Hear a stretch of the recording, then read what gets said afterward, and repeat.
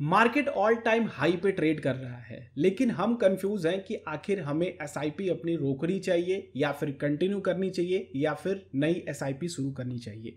मैं आप लोगों को इस वीडियो में एग्जाम्पल के साथ बताऊंगा कि अगर आप लोग मार्केट क्रैश होने से पहले, मार्केट क्रैश होने के बाद या फिर मार्केट अभी क्रैश हो रहा है, नीचे जा रहा है, फिर भी आप लोग एसआईपी जारी रखते हो तो वहां से आप लोगों के क्या आउटपुट निकल करके आते हैं। आप लोगों के सामने दो जो सीनियर सिटीजन है या फिर जो काफ़ी दिनों से मार्केट में है, अगर 2008 के क्राइसिस को देखते हैं तो उनको वो समझ में आ रहा होगा कि क्या हुआ था एक्चुअल में उस समय और फिर उसके बाद क्या हुआ।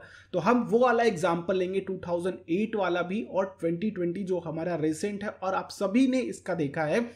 जो लोग भी एसआईपी के बारे में सोच रहे हैं ना, वो डेफिनेटली 2020 मार्केट क्रैश के बाद जो रिटर्न आप लोगों को देखने को मिला है उसके बूस्ट से ही आप लोगों को एसआईपी शुरू करने का मन बना है। और आप लोगों को डेटा भी मैं दिखाऊंगा कि अभी लास्ट जुलाई का डेटा क्या निकल करके आया है, जिससे कि आप लोगों को समझ में आएगा कि आपका जो एसआईपी है वो कब कंटिन्यू होना चाहिए, कब आप लोगों को वहां से निकलना चाहिए या फिर कब शुरू करना चाहिए। तो आई होप ये पूरी वीडियो आप लोगों की मदद करेगी एसआईपी को सही तरीके से समझने में और सही एग्जैक्ट टाइम पे कब निकलना चाहिए और कब शुरू करना चाहिए। तो दोस्तों, सबसे पहले अगर हम लोग चलते हैं अपने कंप्यूटर स्क्रीन पे, जो कि मैंने एक पीपीटी तैयार किया है आप लोगों के लिए, और वहां पे आप लोगों को मैं एग्जांपल पूरा समझाऊंगा। Stock market all time high पे है, हम कंफ्यूज हैं कि is it right time to stop equity mutual fund SIP. हम दो एग्जांपल समझेंगे, क्रैश के 2020 के और 2008 के। फिर हम देखेंगे डेटा, जो कि इसमें मैं आप लोगों को दिखा रहा हूं कि एसबीआई निफ्टी इंडेक्स फंड जिसने 24.6% का रिटर्न दिया सिंस लास्ट 3 ईयर्स, यानी कि 2017 से अभी तक का देखते हैं आप लोग, 2017 के लास्ट से और अभी तक का, तो 24.6% तक का एसबीआई निफ्टी इंडेक्स फंड ने रिटर्न दिया है। वहीं पे अगर हम लोग कुछ डेटा की बात करते हैं तो एसआईपी के जो चेंजेस आए हैं पिछले 3 सालों में वो बढ़े हैं। इस समय आप लोग देखिए कि retail investor do ₹10,000 crore SIP every month in 2021 and mid 2017 it was only 4,500 crore। यानी कि आप देख रहे हो कि जो रिटेल इन्वेस्टर हैं मार्केट को वही खींच रहे हैं इस समय, ठीक है। रिटेल इन्वेस्टर ही मार्केट को खींच रहे हैं, फॉरेन इन्वेस्टर, डोमेस्टिक इन्वेस्टर सब बैठे हैं। रिटेल इन्वेस्टर काफी तगड़े से आ रहा है, वही मार्केट को खींच रहा है। और इस समय दोस्तों आप लोगों को दिख रहा है कि रिटेल इन्वेस्टर जुलाई के मंथ का जो डेटा दिया है वो है 10,000 करोड़ की एसआईपीज हो रही हैं, और वहीं पे ये एसआईपी 2017 में 4500 करोड़ की हुआ करती थी, ठीक है। और देखिए यहां पे एक और डेटा आप लोगों को दिखेगा कि कई लोग आप ही की तरह हैं जो लोग कंफ्यूज हैं कि हमें एसआईपी अभी रोकनी चाहिए या फिर बंद कर देनी चाहिए या फिर शुरू करनी चाहिए। तो यहां पे देखिए 2020 ईयर में जुलाई में लगभग 8.9 लाख एसआईपी रोक दी गई हैं, यानी कि जो भी इन्वेस्टर्स हैं, रिटेल इन्वेस्टर हैं, लगभग 8.9 लाख म्यूचुअल फंड के पोर्टफोलियो जिनमें एसआईपी कर रखी हैं वो बंद हुए हैं। ये एएमएफआई का डेटा आप लोगों के सामने मैं पेश कर रहा हूं। तो दोस्तों आइए हम समझते हैं मार्केट क्रैश को कि मार्केट क्रैश कैसे है। तो यहां पे देखिए मार्केट क्रैश 2008 को हम लोग समझते हैं। ये हमारी सानवी है जो कि इंटेलिजेंट इन्वेस्टर है, इसने काफ़ी अच्छे से मार्केट को पढ़ा है, समझा है। तो हम इसी सानवी को लेकर के आगे चलते हैं। तो यहां पे अगर आप ये यानी कि सानवी 10,000 की एसआईपी करती 2005 में, यानी कि मार्केट क्रैश से 3 साल पहले, अगर हम लोग एक इमेजिन कीजिए, आप अपने आप को रख करके इमेजिन कीजिए कि क्या होता उस समय, ठीक है। आप सानवी की जगह अपने आप को रखिए। 2005 में एसबीआई निफ्टी इंडेक्स फंड में वो इन्वेस्ट करती 10,000 की SIP.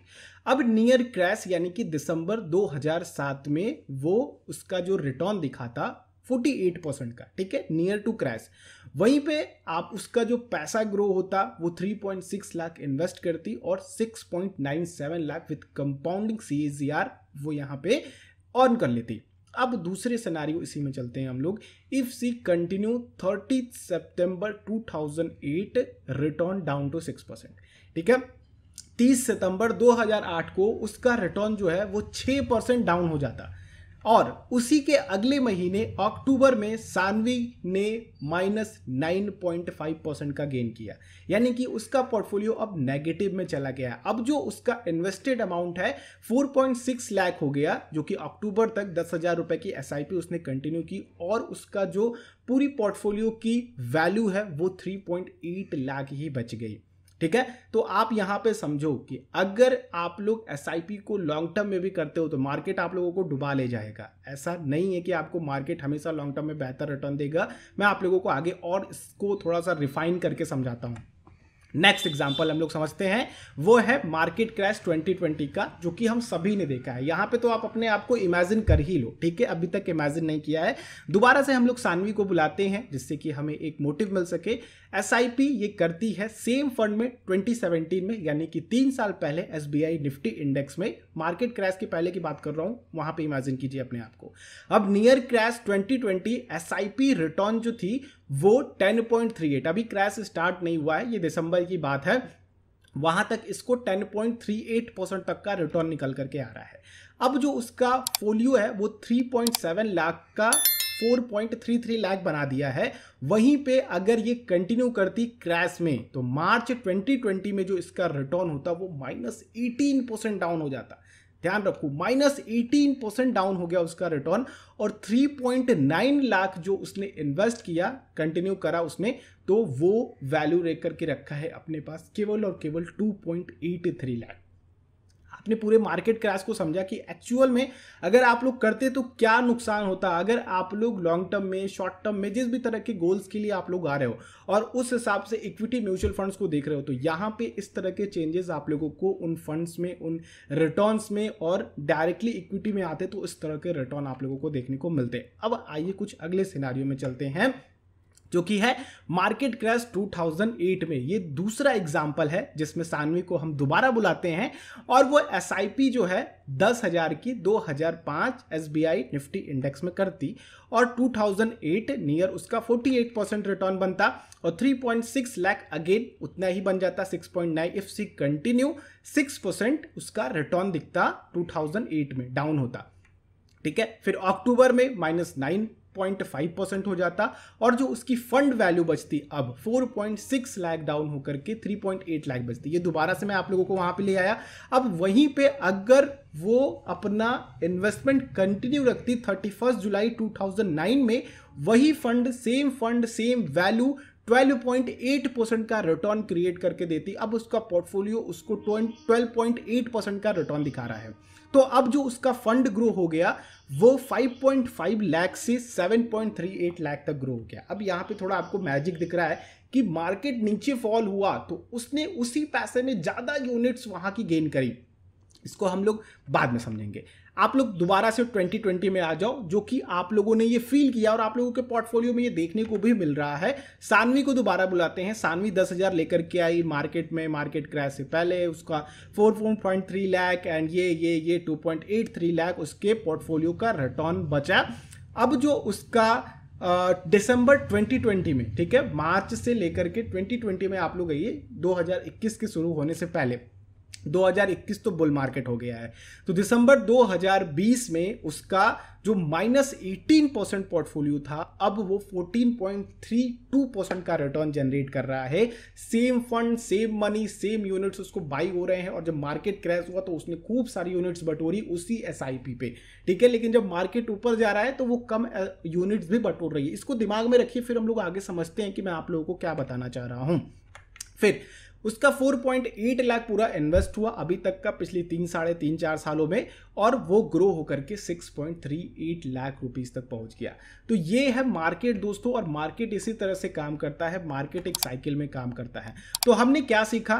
Is it right time to stop your equity mutual fund SIP? बहुत से लोगों को आंसर मिल गया होगा, लेकिन फिर भी मैं आप लोगों को आगे बताऊंगा।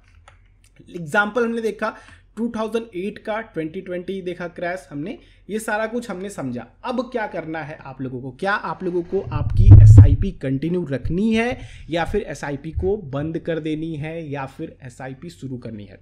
देखिए, बहुत सारे इन्वेस्टर्स आते हैं बहुत सारे लोगों को पता नहीं होता है कि वो क्यों आ रहे हैं। कई लोग ये सुन करके आते हैं कि मार्केट ऑल टाइम हाई चल रहा है, इतना गिरा मार्केट ऊपर जा रहा है। अगर आप उनमें से हो तो आपको एक सजेशन देना चाहूँगा कि इन सारी चीज़ों से आप दूर रहो।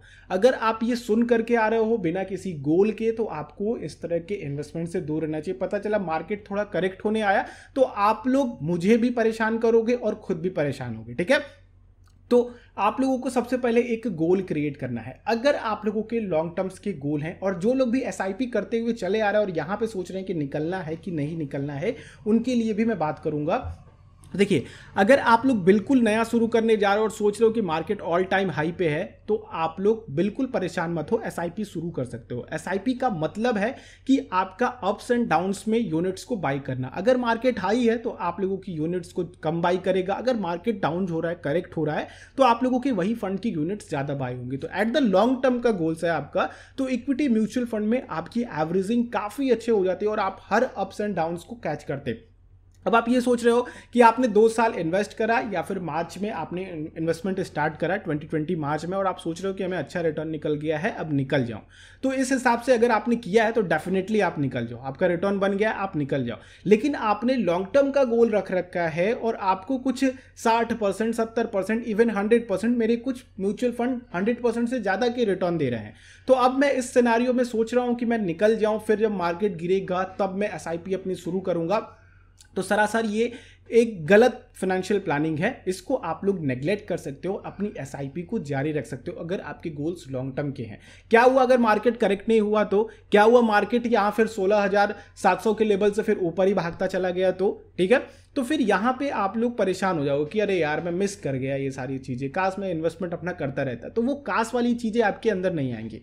दूसरी चीज़ इसी में है कि जो लोग अपनी एसआईपी शुरुआत से लेकर के चले आ रहे हैं, यानी कि 10 से 15 से 17 से 19 से, उनके लिए क्या सिनारियो बनता है? तो उनके लिए एक चीज़ मैं बताना चाहूँगा कि अगर आप लॉन्ग टर्म इन्वेस्टर हो और बहुत लंबे समय तक अभी भी बाकी है, जैसे कि 10 साल 15 साल से आप किसी फंड में इन्वेस्ट कर रहे हो, तो क्या करो आप कि आप देखो कि आप गोल के पास पहुँच गए हो क्या आपने रिटायरमेंट गोल क्रिएट करी थी, या फिर आपने बस लॉन्ग टर्म का सोच रखा था और आपको पता नहीं है कि वो कितना लॉन्ग टर्म है। ठीक है, तो अगर आप लोगों का 20 साल 25 साल का गोल अभी भी आगे बचा हुआ है या फिर 5 साल का भी गोल बचा हुआ है, तो आप लोगों के लिए एक सिंपल सा सजेशन रहेगा कि अगर आपका गोल 1 साल आगे है, यानी कि विड्रॉ करने वाले हो उस फंड को, तो विड्रॉ कर लो। 2 साल भी विड्रॉ करने के लिए है, विड्रॉ कर लो और उस फंड को उठा करके डेट फंड्स में डाल दो। डेट फंड्स में क्या होगा कि आप लोगों की सिक्योरिटी बनी रहेगी, आप टेंशन मुक्त रहोगे, आराम से अपना उस पैसे को एंजॉय करोगे। क्या हुआ, मार्केट अगर आने वाले समय में क्रैश हो, अब मान लो शानवी को पता नहीं था कि दिसंबर 2007 में या फिर दिसंबर 2019 में आगे आने वाले साल में उसका पूरा पैसा डूब जाने वाला है, जो उसका कैपिटल है। ठीक है, अब उसको नहीं पता था। अगर आप टेक्निकल एनालिसिस जानते हो, सीखते हो, तो फिर वो तो आपको पता चल जाएगा, चार्ट वार्ट देख करके समझ में आ जाएगा कि हाँ चलो कुछ यहाँ पे हो रहा है तो थोड़ा पैसा वैसा निकाल लिया जाए, तो वो तो फिर बात अलग है। लेकिन अगर आप बिगनर हो तो फिर तो आप बैठे ही रह जाओगे, ठीक है, और सानवी की तरह पैसे लॉस करोगे। कहने का मतलब ये है कि अगर आपके गोल्स पास में आ चुके हैं, 1-2 साल बचे हुए हैं, तो डेफिनेटली आप पैसा उठा करके किसी सुरक्षित जगह पे डाल दो, जिससे कि जो आपने रिटर्न कमाया है उसको आराम से एंजॉय कर सको। लालच में मत पड़ो भैया, लालच बड़ी बुरी बला है। बाकी हमारे आखिरी पार्टिसिपेंट बचते हैं कि हम क्या करें, मार्केट से निकल जाए या फिर एसआईपी को रोक दे। तो देखो दोस्तों, अगर जैसा कि बताया मैंने, लॉन्ग टर्म से गोल हैं तो बने रहो, अप्स एंड डाउन्स का फायदा लो, ज़्यादा चक्करों में मत पड़ो। जो एडवाइज़र हैं, जो सलाहकार हैं कि निकल जाओ, ये शेयर भागने वाला है, वो शेयर भागने वाला है, ये केवल और केवल आप लोगों को परेशान करेंगे और कुछ नहीं। फर्जी के टैक्सेस वगैरह दोगे। आप बस जो भी एक अच्छा फंड पकड़ लो, उस फंड में अपनी एसआईपी जारी रखो और बने रहो, और आराम से जो काम कर रहे हो, जो एंजॉय कर रहे हो, वो एंजॉय करो। मार्केट के अप्स एंड डाउन्स को पीछे छोड़ दो। अगर आपके गोल 5 साल से ज़्यादा के हैं, अगर आपने म्यूचुअल फंड की एसआईपी शुरू करी थी 1 साल पहले, या फिर आप अभी शुरू करने की सोच रहे हो, तो आई होप ये वीडियो आप लोगों के लिए कुछ हेल्पफुल होगी। बाकी और भी बहुत कुछ है, मैं और भी सारे एग्जांपल्स बता सकता था। अगर कंटिन्यू रखता हाई मार्केट में, तो हाई मार्केट वाले भी एग्जांपल मैं आप लोगों के सामने रखता, बट वीडियो काफ़ी लंबे खिंच जाती। इतना इनफ है आप लोगों को समझाने के लिए और आप लोगों के माइंड को थोड़ा सा सोचने पे मजबूर करने के लिए। तो वीडियो अच्छी लगी तो लाइक करना मत भूलिएगा, दूसरों के साथ शेयर कीजिए। चैनल पे अगर आप लोग नए हैं तो सब्सक्राइब कर लीजिए और बेल आइकन को क्लिक करेंगे तो इसी तरह की आने वाली वीडियोस की नोटिफिकेशन आ सकेंगी। बाकी हम लोग नेक्स्ट वीडियो में मिलते हैं, तब तक के लिए आप लोगों का दिन शुभ हो। जय हिंद।